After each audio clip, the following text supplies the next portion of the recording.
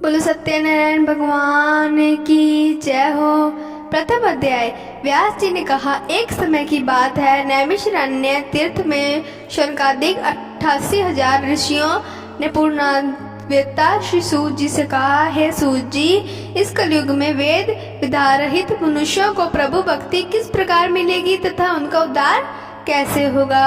हे मुनि श्रेष्ठ, कोई ऐसा व्रत अथवा तप कहिए जिसके करने से थोड़े ही समय में पुण्य प्राप्त हो तथा मनवांछित फल भी मिले। हमारी प्रबल इच्छा है कि हम ऐसी कथा सुने। सर्वशास्त्र ज्ञाता श्री सूत जी ने कहा, हे वैष्णवों में पूज्य, आप सबने प्राणियों के हित की बात पूछी है। अब मैं उस श्रेष्ठ व्रत को आपसे कहूँगा जिसे नारद जी के पूछने पर लक्ष्मी नारायण भगवान ने उन्हें बताया था। कथा इस प्रकार है, आप सब सुने। एक समय देवर्षि नारद जी दूसरे के हित की इच्छा से सभी लोकों में घूमते हुए मृत्यु लोक में आ पहुँचे।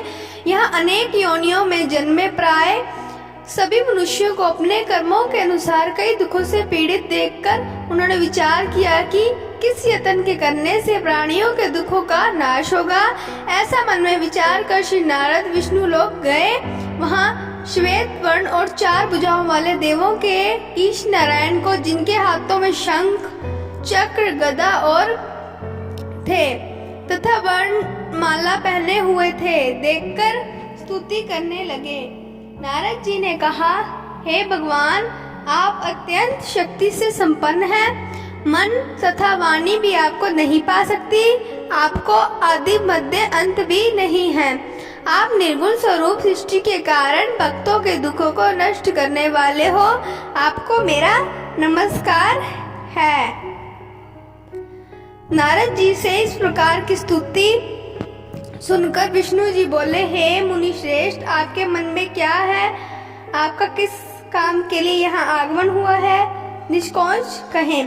तब नारद मुनि ने कहा, मृत्यु लोक में सब मनुष्यों और जो अनेक योनियों में पैदा हुए हैं, अपने अपने कर्मों द्वारा अनेक प्रकार के दुखों से पीड़ित हैं। हे नाथ, यदि आप मुझ पर दया रखते हैं तो बताइए,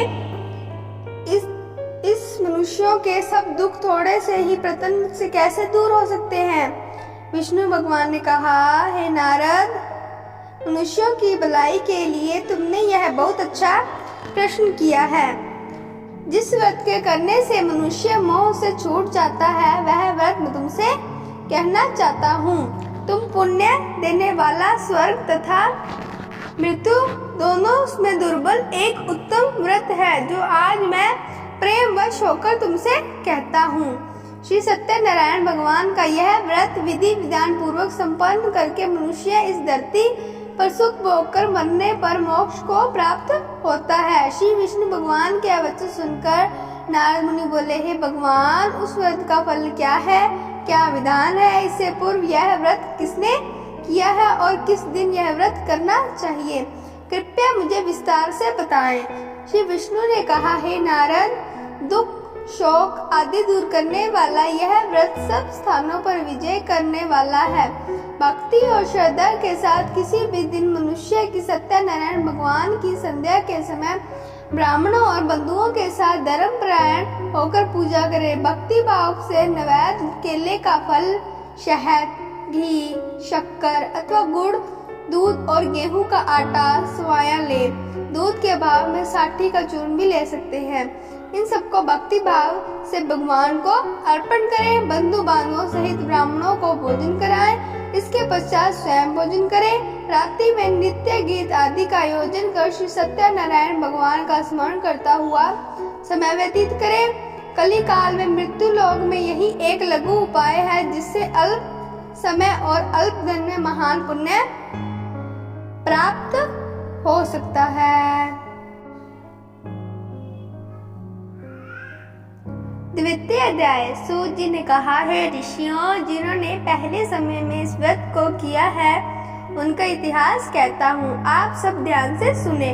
सुंदर काशीपुरी नगरी में एक अत्यंत निर्धन ब्राह्मण रहता था। वह ब्राह्मण भूख और प्यास से बेचैन होकर पृथ्वी पर घूमता रहता था। ब्राह्मणों से प्रेम करने वाले श्री विष्णु भगवान ने ब्राह्मण को देखकर एक दिन बूढ़े ब्राह्मण का रूप धारण कर निर्धन ब्राह्मण के पास जाकर आदर के साथ पूछा, हे विप्रे, तुम नित्य ही दुखी होकर पृथ्वी पर क्यों घूमते हो? हे श्रेष्ठ ब्राह्मण, यह सब मुझसे कहो, मैं सुनना चाहता हूँ। दृढ़ ब्राह्मण ने कहा, मैं निर्धन ब्राह्मण हूँ, भिक्षा के लिए पृथ्वी पर फिरता हूँ। हे भगवान, यदि आप इसे छुटकारा पाने कोई उपाय जानते हो तो कृपया करके मुझे बताएं। वृद्ध ब्राह्मण का रूप धारण किए श्री विष्णु भगवान ने कहा, ब्राह्मण, श्री सत्यनारायण भगवान मनवांछित फल देने वाले हैं, इसलिए तुम उनका पूजन करो, इससे मनुष्य सब दुखों से मुक्त हो जाता है। दरिद्र ब्राह्मण को व्रत का सारा विधान बताकर बूढ़े ब्राह्मण का रूप धारण करने वाले श्री सत्यनारायण भगवान तद्यान हो गए। जिस व्रत को वृद्ध ब्राह्मण ने बताया है, मैं उसको अवश्य करूंगा, यह निश्चय कर वह दरिद्र ब्राह्मण घर चला गया। परंतु उस रात्रि उस दरिद्र ब्राह्मण को नींद नहीं आई। अगले दिन वह जल्दी उठा और श्री सत्यनारायण भगवान का व्रत करने का निश्चय किया। फिर भिक्षा मांगने के लिए चल दिया। उस दिन उसको भिक्षा में बहुत धन मिला, जिससे उसने पूजा का सामान खरीदा और घर आकर अपने बंधु बांधवों के साथ भगवान श्री सत्यनारायण का व्रत किया। इसके करने से वह दरिद्र ब्राह्मण सब दुखों से छूटकर अनेक प्रकार की संपत्तियों से युक्त हो गया। तभी से वह विप्र हर मास व्रत करने लगा। इसी प्रकार सत्यनारायण भगवान के व्रत को जो शास्त्र विधि के अनुसार करेगा, वह सब पापों से छूटकर मोक्ष को प्राप्त होगा। आगे जो मनुष्य पृथ्वी पर सत्यनारायण का व्रत करेगा, वह सब दुखों से छूट जाएगा। इस तरह नारद जी से सत्यनारायण भगवान का कहा हुआ व्रत मैंने तुमसे कहा है। विप्रो, अब आप और क्या सुनना चाहते हो, मुझे बताएं। ऋषियों ने कहा, मुनीश्वर, संसार में इस विप्र से सुनकर किस किसने इस व्रत को किया, यह हम सब सुनना चाहते हैं। इसके लिए हमारे मन में श्रद्धा है। श्री सूत जी ने कहा, मुनियों, जिस जिस प्राणी ने इस व्रत को किया है, उन सब की कथा सुनो। एक समय वह ब्राह्मण धन और ऐश्वर्य के अनुसार बंधु बांधवों के साथ अपने घर पर व्रत कर रहा था। उसी समय एक लड़की लकड़ी बेचने वाला बुढ़ा व्यक्ति वहां आया। उसने फिर सिर पर रखा लकड़ियों का गट्ठर बाहर रख दिया और विप्रे के मकान में चल गया। प्यास से व्याकुल लकड़हारे ने विप्रे को व्रत करते देखा। वह प्यास को भूल गया। उसने उस विप्र को नमस्कार किया और पूछा, हे विप्रे, आप यहाँ किसका पूजन कर रहे हैं? इस व्रत से आपको क्या फल मिलता है? कृपया करके मुझे बताएं। ब्राह्मण ने कहा, सब मनोकामनाओं को पूर्ण करने वाला श्री सत्यनारायण भगवान का व्रत है।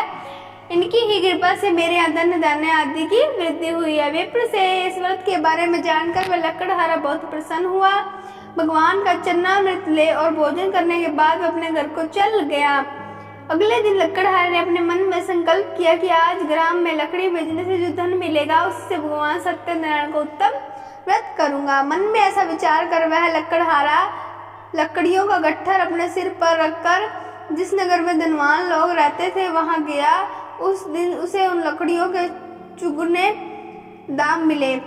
वह बूढ़ा लकड़हारा अति प्रसन्न होकर पके केले, शक्कर, शहद, घी, दूध, दही और गेहूं का चूर्ण इत्यादि श्री सत्यनारायण भगवान के व्रत की सभी सामग्री लेकर अपने घर आ गया। फिर उसने अपने बंधु बांधवों को बुलाकर विधि विधान के साथ भगवान का पूजन और व्रत किया। उस व्रत के प्रभाव से बूढ़ा लकड़हारा धन, पुत्र आदि से युक्त हुआ और संसार के समस्त सुख भोगकर बैकुंठ को चला गया। तृतीय अध्याय। श्री सूत जी ने कहा, हे श्रेष्ठ मुनियों, अब एक कथा कहता हूँ। पूर्व काल में उल्लामुख नामक का एक बुद्धिमान राजा था। वह सत्य वक्ता और जितेंद्रिय था। प्रतिदिन देव स्थानों पर जाता था तथा गरीबों को धन देकर उनके कष्ट दूर करता था। उसकी पत्नी सुंदर और सती साध्वी थी। भद्रशिला नदी के तट पर उन दोनों ने श्री सत्यनारायण भगवान का व्रत किया। उस समय वहाँ साधु नामक एक वैश्य आया। उसके पास व्यापार के लिए बहुत सा धन था।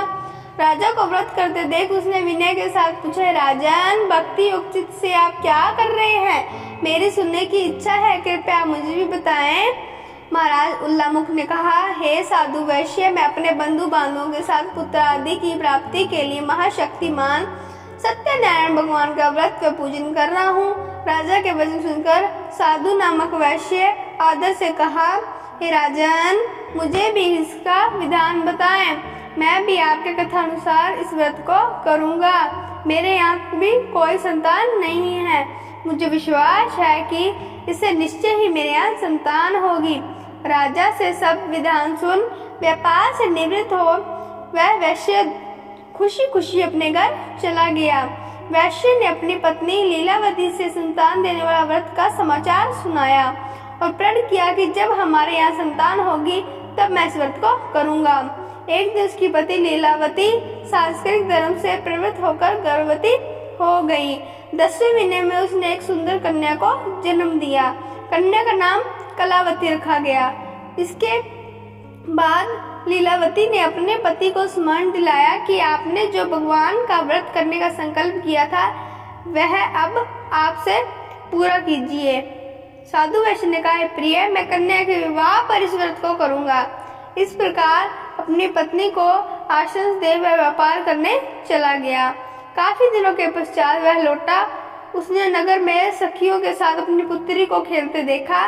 वैश्य ने तत्काल एक दूत को बुलाकर कहा कि उसकी पुत्री के लिए कोई सुयोग्य वर की तलाश करो।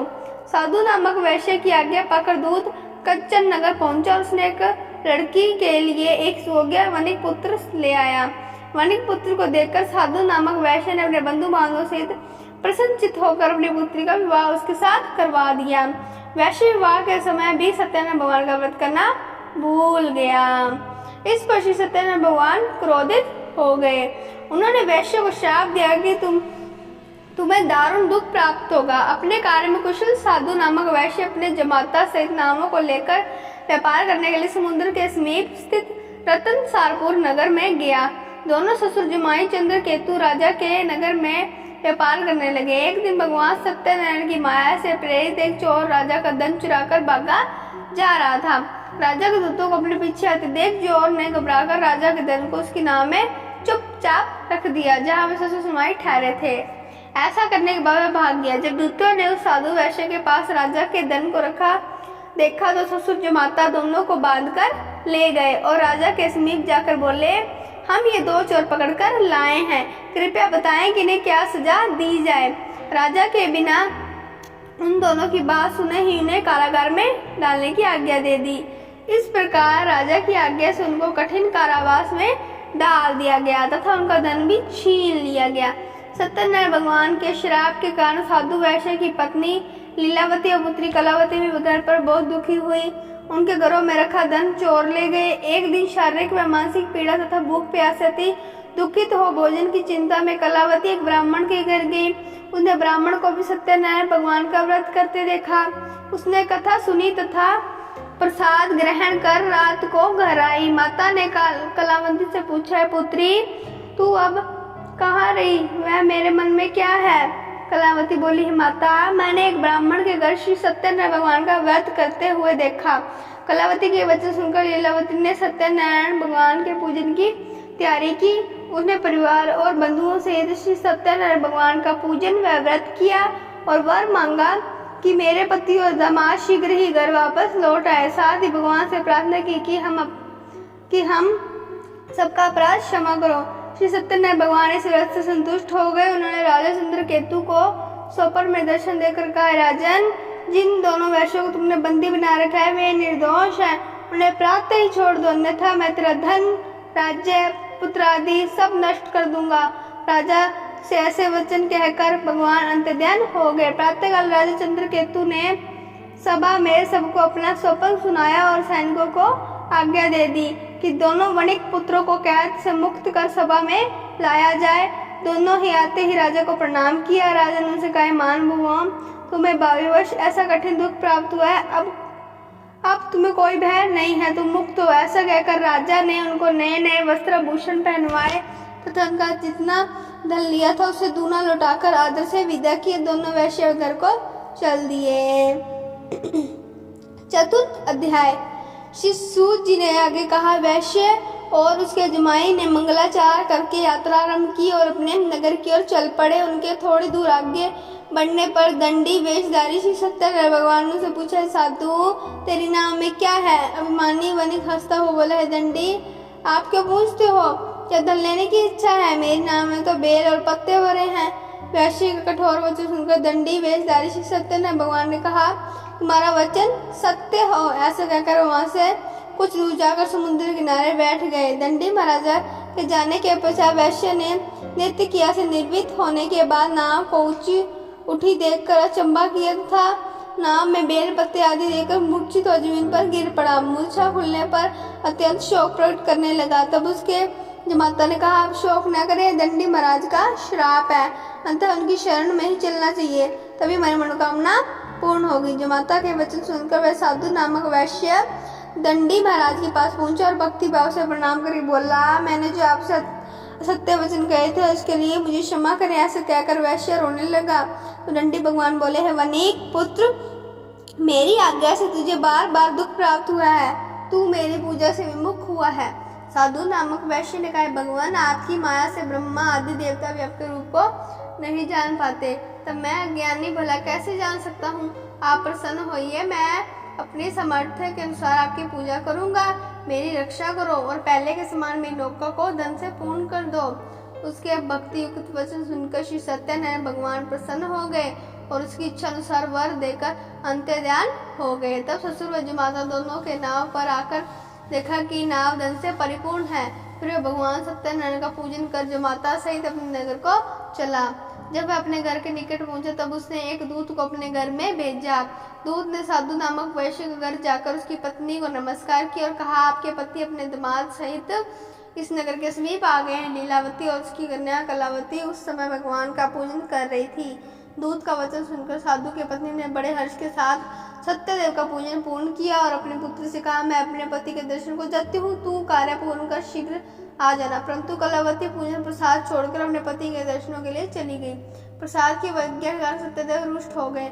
फलस्वरूप उन्होंने उसके पति को नाव सहित पानी में डुबो दिया। कलावती अपने पति को न देख रोती हुई जमीन पर गिर पड़ी। नौका को डूबा हुआ तथा कन्या को रोती हुई देख साधु नामक वैश्य दुखी तो बोले, प्रभु मुझसे या मेरे परिवार से जो भूल उसे क्षमा करो।